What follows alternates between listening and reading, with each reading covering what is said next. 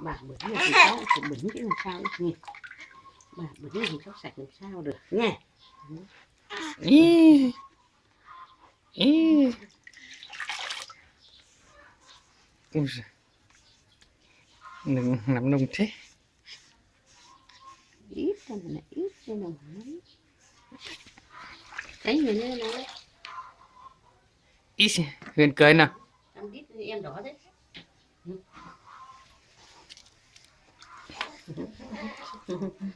Chim đâu, chim đâu, chim đâu. Ê, chim bé này.